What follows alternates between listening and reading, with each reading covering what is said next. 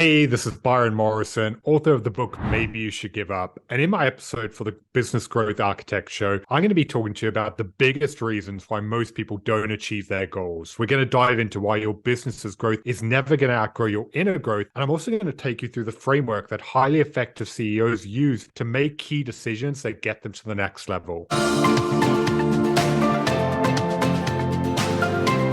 Welcome to the Business Growth Architect Show. I am Beate Chelette. I am the host. I want to welcome you to our globally top 10% ranked podcast, where you will hear from industry experts about the strategies that are working right now to unlock hidden opportunities in any market so that you can grow your authority and scale your impact. And now let's get started with the show. And welcome back. This is Beate Chelette, the Growth Architect. With me today is Byron Morrison. And Byron, maybe I should give up. Welcome to the show. Thank you for having me here. I'm excited to be on today. So Byron, you wrote a book with the provocative title, Maybe You Should Give Up. And when we were talking about this interview and we started getting ready for it, you said something that I thought was absolutely blowing my mind. And you said that your business growth is never going to outgrow your inner growth. Tell us who you are and then tell us what that means. Well, as you said at the beginning, my name is Byron Morrison. I'm the author of the book Maybe You Should Give Up, 7 Ways to Get Out of Your Own Way and Take Control of Your Life. And over the last decade, I've been fortunate to work with CEOs, entrepreneurs, and business leaders in 15 different countries to help them evolve into who they need to become to get to the next level of success. And in that time, one thing I've seen repeatedly is that so often as a business starts to scale and grow, ultimately what becomes the bottleneck is not the wrong strategy, it's not issues hiring the right team or even poor market conditions, it's the CEO. Because the person at the top of the company, they drive everything. And when they're stalling on decisions, they're getting involved in too many different tasks or not actually leading from the top, that's when things start to plateau. And this is why, for me, it's such an interesting concept that if you actually want to get to the next level, so many people get caught up thinking they need a new strategy or new marketing or whatever it is, was actually it's them who needs to evolve. Yes, I love that. And so funny that you say they think they need strategy. We are a strategic podcast, but to your point, mindset is a strategy in my world, because if you don't add that piece to all the execution, then you're just a mindless execution machine, but you don't have the ability to go past a certain barrier. So you talk about limited beliefs, tough calls, trusting your intuition. So what do you see is most often, maybe let's call it the self-sabotage pattern of somebody who says, I know I can do this. We're going to crush it this year. It's going to be amazing. And then something happens. What happens when the self-sabotage pattern kicks in? Yes. In my experience, the biggest thing holding people back from getting the success that they want is fear. They know what they need to do, but they just don't follow through. And it goes back to what we were talking about before. Like, obviously strategy is important, but you can give 100 people the exact same strategy and they're all going to get different results. What separates them is the way that they think and how they execute on that strategy. And this is why so often we get stuck in our own head. We know that we need to put ourselves out there, but we worry about what people are going to think. We know we need to take that big risk or pivot, but we worry we're going to fail. We worry about judgment or whatever else it is. And this is why I see so many leaders just getting stuck in their own head, where they start to overthink, they second guess themselves, they procrastinate over what needs to get done. And all of a sudden their best intentions and the growth plan and everything else they had in place just becomes something that they haven't done. So that's why it's really about looking at, okay, what's actually holding you back? And so often it's yourself. Is it related to time, money, confidence? Is it a combination out of all of these? Is it insecurity? Is it laziness? Is it the stories that are running in my head from everybody I've ever met who told me I can do it? What?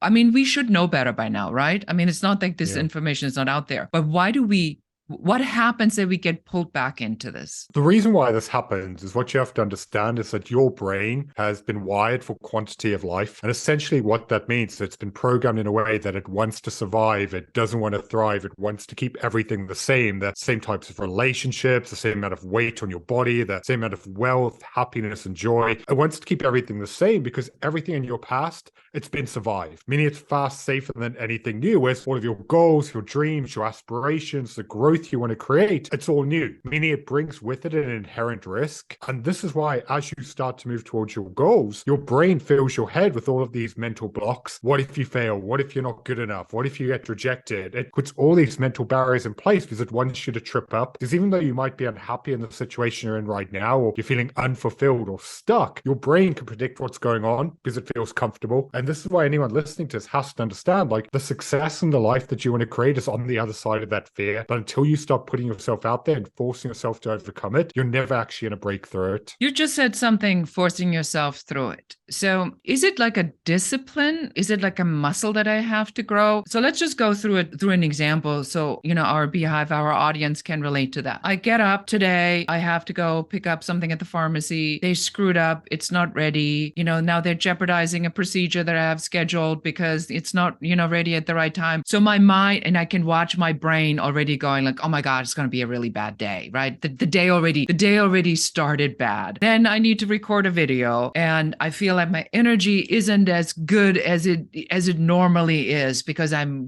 dragging things in there. So what's happening to us when we are now in a place where something, let's say, triggered us or triggered a response, but we know we really need to be somewhere else? How do we get out of this mismatch in our head? So it's a few different ways on this, but the first thing that anyone listening to us needs to understand is in life, you're constantly going to be facing challenges and problems, especially when you're running a business. And what happens to most people is they get stuck in the trenches where they're constantly in a reactive state, just reacting to the problem in front of them. And the issue with that is every time you're reacting, you go into a high stress state of driven by emotion, and that causes you to throw off yourself off your game. And that's why there's such a big difference between a reaction and a response. A reaction is impulsive, it's driven by emotion, whereas a response is calculated and controlled. And this is why if you want to be a highly effective leader, you have to be able to break that cycle. When something goes wrong, you have to force yourself to slow down, to really mentally take a step back and ask yourself, what's actually happened here? Like, why are you getting emotional? What's causing you to be triggered? And from there, you have to shift your focus from the past to what you need to do to move forward. Because so often we're carrying all of that negative emotion with us into everything that we do. And it might be a case of after your pharmacy example, you need to give yourself 15 minutes to just go for a walk, get some fresh air, allow yourself to work through it. For someone else, it could be listening to music, it could be meditating, like whatever it is, you have to give yourself that time to process it. Because if you don't, then you're just going to take then to everything else and you're going to be on this roller coaster ride of ups and downs. And the way I describe it in one of my books is it's a lot like a gas tank. If you imagine you start your day with that stressful traffic, then it gets filled up further with that even more stressful meeting, then that difficult conversation, then that big decision you have to make. All of this compounds and builds inside you until eventually there's no room left and it explodes. So something that in isolation wouldn't have mattered pushes you over the edge. And that's why you have to really become aware of why you're feeling the way that you do and allow yourself to slow down and step away through it. Because the most effective leaders, they don't react, they respond. They process problems and then come from it from the mindset of how do we move through this rather than focusing on the past and what they can't change. What I'm hearing you say is that we are programmed to react. So when something happens that is outside of the pattern or that causes us to have an emotional response, and an emotional response is,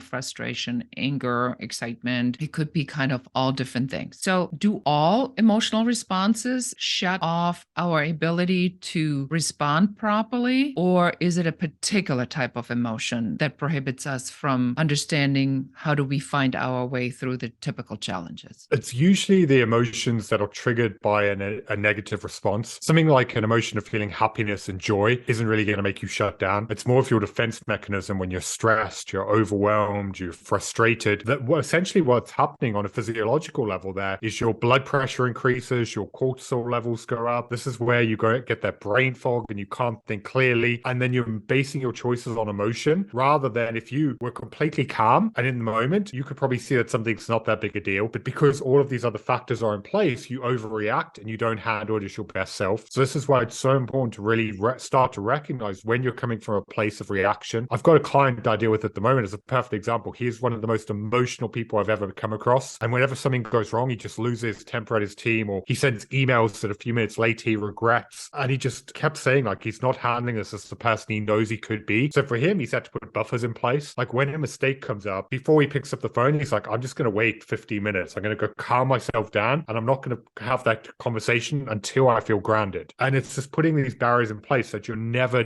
going into these situations emotional. Because when you do, especially if, let's say, it's a difficult conversation, if you and I were about to have a tough chat right now, if I came in really emotional at you, you're going to get defensive, you're going to become emotional, and nothing productive is going to come of it. And that's why you really have to start recognizing, why do you feel the way that you do? Whenever you're in that triggered state, you have to step back, because you're probably going to make things worse, and later that day you're going to regret it. So it's just having that self-awareness to be like, I need to slow down here. Yes. So here's sort of what I noticed today, because the person, when she realized I was upset about them having, not done what they were supposed to do, which is fill a prescription, and she couldn't look at me, she couldn't come up with a solution, she completely contracted. I could see that her panic response kicked in, right? And I asked to speak to her manager, and thank God, whoever came had the demeanor of saying, all right, let's go through the facts here. When is your procedure? By what time do you need to have that? Here's what I can do for you, right? So we now stepped into solution model. And then as I walked out, and I could feel how upset I was, and it is like a daily ministry, Byron.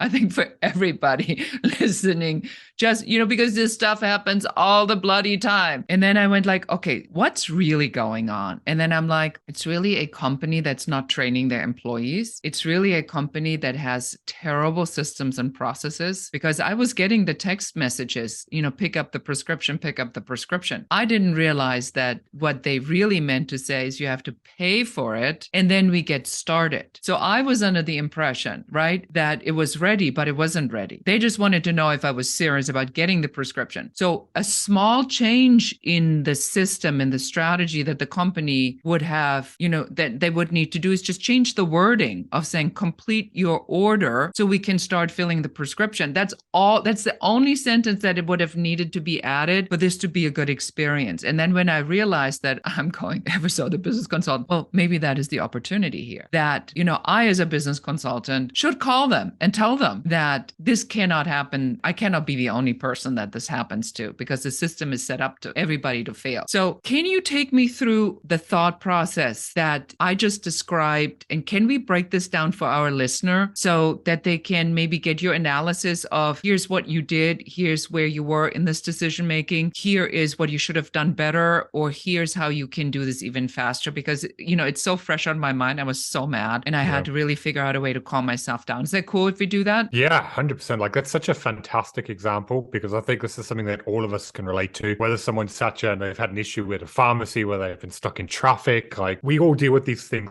constantly. And what you did really well here was you came out of the pharmacy and you just took a moment to take a step back and stop and be like, okay, what's actually going on here? Why am I feeling this way? And what am I getting frustrated over? So you, rather than focusing on the past, you brought it into the present, and your intention went to be like, okay, why am I actually feeling this way? Whereas most people, what would happen is they would come out of the pharmacy, they would just be frustrated, wouldn't even think about it, and they would just be having all of that built up emotion for the rest of the day. So you did really well just coming out and be like, okay, what's actually happening? What has gone wrong? What has led to this? And then you start to see that actually it wasn't that person's fault. It was something that happened on a corporate level that was out of their control. It was just unfortunate that they were the person you were dealing with. So from there, you can start to look rationally at it. You can be like, okay, this wasn't someone doing something intentional against you. It was them just doing their job and something went wrong. Then you start shifting your focus from the past and what went wrong into solution mode. And this is the key thing, because you can't change what happened, but you can change how you respond and what you do about it. So you went straight into this mentality of, okay, well, there's an opportunity here. This is what we could do next time to fix it. This is how it could improve. This is how it could make life better for everyone else. And all of a sudden, you start feeling grounded because you've gone from problem to solution. You've worked through it and moved forward. So I'd say you did that amazingly. Like, the point of this mindset is not about making you numb to your emotions. You're human. You're going to get triggered from time to time, but it's how quickly can you turn it around and get control. That's what really matters. So I'd say you did an absolutely fantastic job there, but it came from you slowing down, processing it, and then shifting your intention and focus into what can you do going forward. Thank you. I appreciate you breaking this down. And when we come back, we dive a little bit deeper into how you can also prohibit yourself from falling into the victim mode of your emotions. We will be right back. Are you looking for the hidden opportunities for you in this market? Or are you simply wanting to figure out what is your unique differentiation factor that makes clients want to work with you and not your competitors? If this resonates, I want to invite you to go to uncoverysession.com and schedule your 15-minute complimentary uncovery session with one of our business growth advisors that will take you through what your number one business growth blocker is, what you can do to remove it, and what your very best next step should be. And now let's get back to the show. Byron, thank you so much for just taking me through sort of the pattern of, this incident in the pharmacy for whatever we call it. But I agree with you. I think these situations happen all the time. And I see this with my clients a lot where they're in a very stressful situation, especially when it comes to change. So I want to talk to you about this a little bit because your book title is, what? Say the book title one more time. Maybe You Should Give Up. Yeah, because your book title is Maybe You Should Give Up. And that to me in a business setting is so provocative because I see people when they're committing to change, they say, I'm going to fix my client attraction system. I'm going to fix my authority platform. I'm going to fix how I show up. I'm going to fix my value proposition. I'm going to fix all these things. And then they step into it. And then suddenly it often feels like everything is just imploding, exploding, going kaput. It's nothing like we thought. It was going to be a nice, smooth ride to that next level. What is happening to ourselves in our mind? Are we, as we changing our way of expectation, our way of thinking, it feels like suddenly we are up against pushing this wall and it's so difficult. Why? That goes back to the title of the book, because I know it's very provocative and it sounds so counterintuitive, but that was the entire point.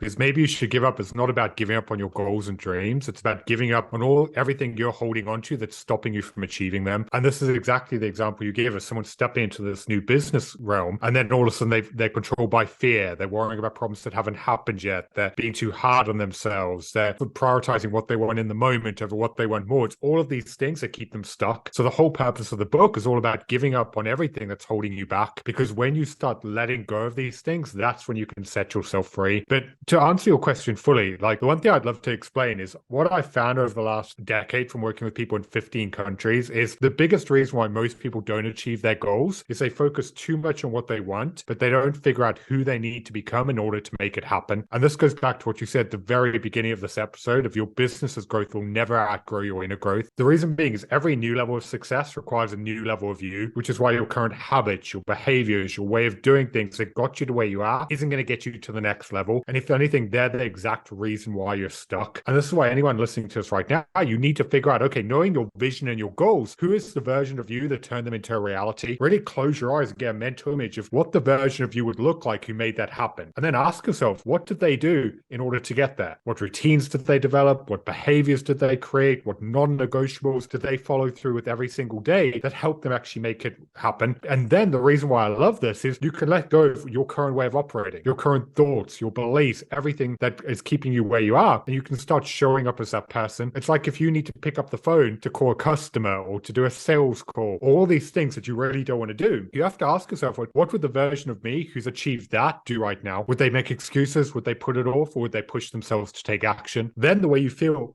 no longer comes into it. You start making decisions as the person you want to become, and then it becomes so much easier to follow through. And that's how you then change your internal wiring, and you actually evolve into that person as a side effect. I love that you say that. I actually use this all the time when people say, well, how do you do that? I said, well, I decided the person I needed to be, and then I became that. And the only mistake I made is, to your point, that was just to that level. Then there's going to be another level after that and another level. So next thing you know, it never ends, right? Yeah. It's a consistent evolution. Byron, help me out here.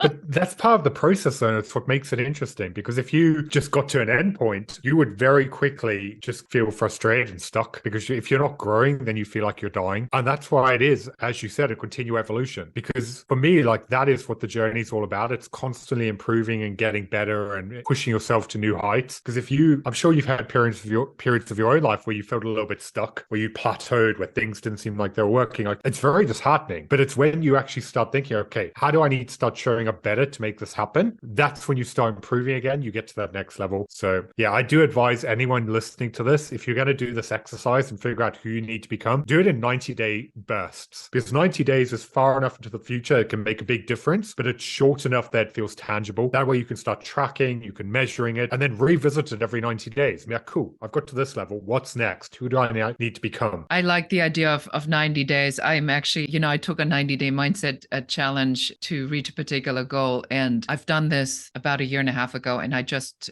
restarted it. So I'm in day, like, I think 45. And it's very interesting that this time is very different than the first time I've done this, because now stuff happens on a much larger, much more intense scale. And back a year and a half ago, we were in a different environment. Now we are in a hidden opportunity piece in a recession, as we're entering it. So the mindset has shifted one more time. One of the questions I have for you, Byron, that I think are very challenging for most people: how do I know that my decisions are the right decisions? How can I trust my own decision if everybody tells me I'm a nutcase or crazy or insane? So if you look at the most effective CEOs and leaders, they make decisions based on where they want to get to, not just on where they are. They're always thinking 5 steps ahead. The reason being is often the biggest success and payoff is going to require short-term sacrifice or perceived loss. And if you're just focusing on step number 1, you're always going to look at the reasons why not to do it. I'll use myself as a perfect example of this.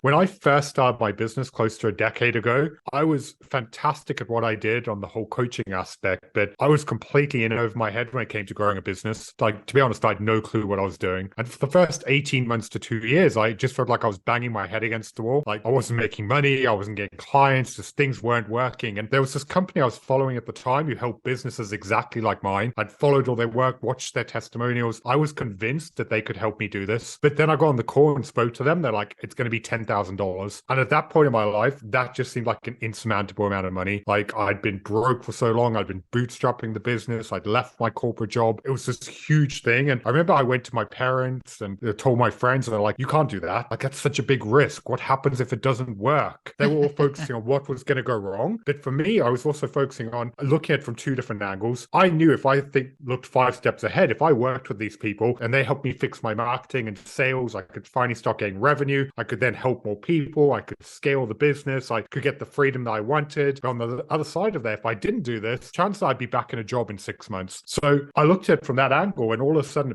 I realized I had to make the plunge because it became a bigger risk not to do it. But the only reason I could help myself actually make that call was I looked 5 steps ahead. I looked at everything I had to gain, not just to what I perceived myself to be giving up. And this is so one of my favorite examples to using this is Elon Musk.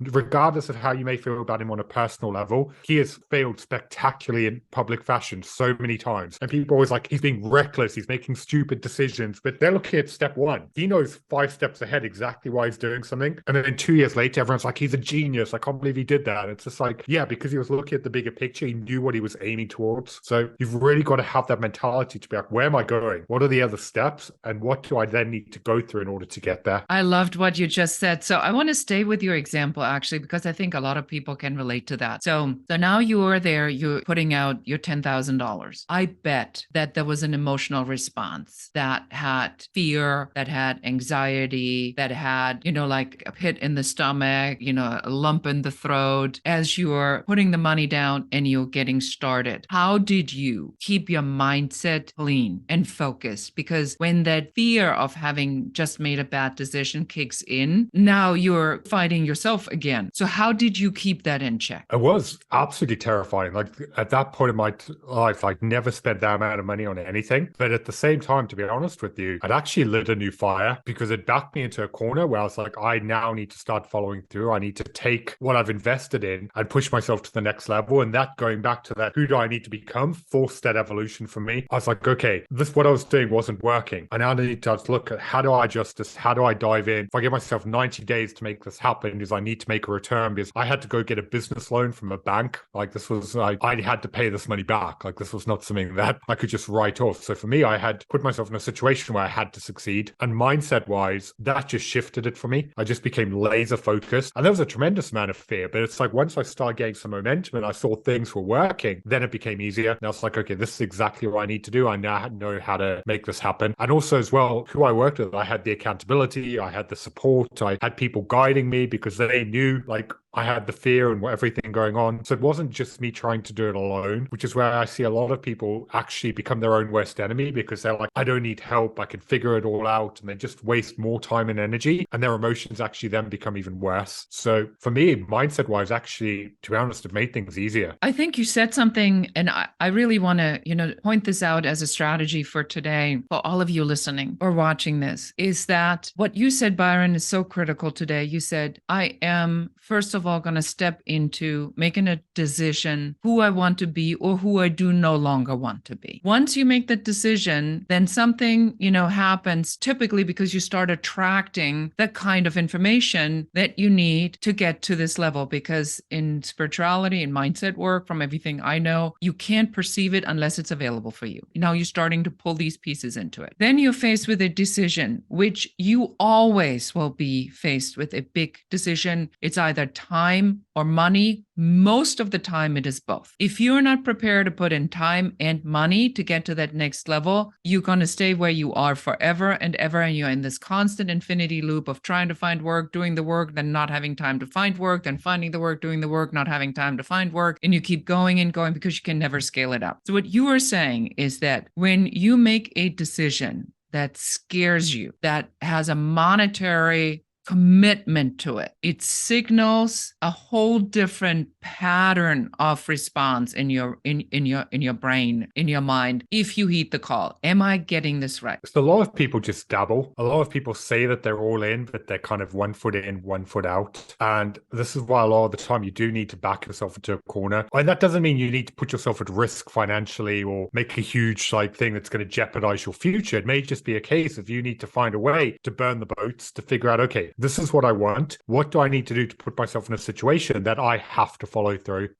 It's when you can figure out and have the reason behind you that's pushing you to take action, then it becomes so much easier than if you're slightly comfortable and you're like, oh, I don't need to do it today. I don't need to pick up the phone and make that call. I don't need to work on that campaign. I can just play with the font on my website and do busy work, convincing myself from being productive. Because that's part of what I was doing at the beginning. Like I didn't want to do the hard stuff. I convinced myself that I was working. I was trying to grow the business, but I was just doing a lot of stuff that wasn't actually important. And I see so many other people falling into this trap. They just bounce around from one thing to the next. They're not actually putting their energy and attention into the things that truly are going to lead to growth because they're uncomfortable. So you have to find a way to put yourself in a situation that you need to follow through, whether that means asking yourself, what would the version of me that I want to become do right now? Whether that means making the financial commitment, whether it means getting out of your comfort zone and getting rid of plan B, whatever that looks like. If you've got a big vision you want to achieve, you have to find a way to force yourself to actually follow through with it. That is if you truly want it. Yes, I couldn't agree with you more. And I want to, and please, all of you, just listen to this. This, I think, is the key, really the key to success. When I was $135,000 in debt, and then, and I've been through the fires, floods, riots, earthquake, September 11th, and a tsunami. And there comes a point where it was so deep in it, it was this, or it was a burning, flaming failure. I do believe when you're backed in the corner and you have to, that you can and you will, as long as you can keep that fear in check, because if it prohibits you from actually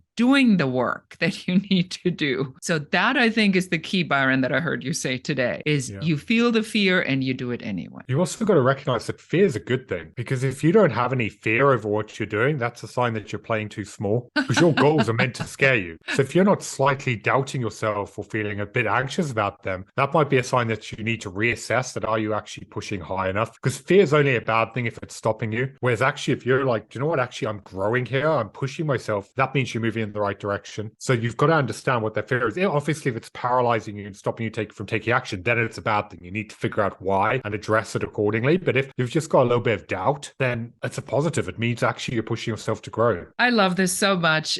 This is so powerful, and as I am myself, full disclosure, up leveling because we are building the sales team. So we are now changing all of our sales processes and the way we do things and how we do the pre-vetting. And there are parts in it that are anxiety producing, and where and I've done this for a long time, Byron, but I love that you say that at every level of your business growth or every level of your personal growth, you will encounter these barriers, and you feel the fear, you embrace the fear, you acknowledge the fear. You need to have the fear, otherwise you're just dilly-dallying on a level that might not even be worthy for you. So tell us a little bit about the book. Maybe You Should Give Up. Where do we get the book? What will we be learning? So you can get the book anywhere that you can order books. And this is a book about helping you get out of your own way so that you can stop sabotaging yourself and get to the next level of success. And basically, on my journey of doing what I've done for the last decade, what I discovered is there's 7 mental barriers that every single one of us struggle with that holds us back and causes us to actually stop getting the results we want, whether that's fear, being in a reactive state, comparing yourself to others, worrying about problems that haven't happened yet. We have these mental blocks that cause us to get stuck. And the analogy that I use in the book is it's a lot like climbing a mountain. If you imagine yourself at the bottom and you have this bag of rocks on your back and they're so heavy that they stop you from moving forward, where every single one of these mental blocks, it's like taking a rock out of the bag and helping you become lighter so you can start to progress and climb up that mountain until you finally reach the final barrier, which is putting off your happiness. So ultimately, this is a book that takes you on a journey where you can get out of your own way, get out of your own head, and take control of the life that you want and finally actually get the joy and happiness you deserve. Yeah, like I said, it's available anywhere that you can order books. And if anyone does grab a copy, send me an email because I've got some great bonuses, including the audio book and some other video series as well. So yeah, reach out to me at byron@byronmorrison.com and I'll get all that sent across to you. Wonderful. Well, thank you so much for your generosity. And, for all of you who've been following and listening me for a long time, I'm big on mindset. I do not think that it is possible to be successful in life, in business, anywhere, unless you got the mindset and really step into the leader that you were meant to be. So Byron, thank you so much for being here. Thanks for having me. And that's it for us today. Thank you so much for listening. This is Beate Chelette, the Growth Architect, and goodbye. Thank you for listening to or watching the show. We are so excited that you're here and we are very grateful for you. Now it's our turn to ask you for help. Please do share this episode with one other person that needs to hear what we were talking about today. A 5-star review and a comment is very appreciated because it helps us to get the word out to more people because we get better rankings. If there's any question you have about business, please do reach out to us and let us know. And don't forget to schedule your complimentary uncovery session at uncoverysession.com, where one of our business growth advisors will help you to figure out what your number one business growth blocker is in only 15 minutes. And that's it for us today. Until next time.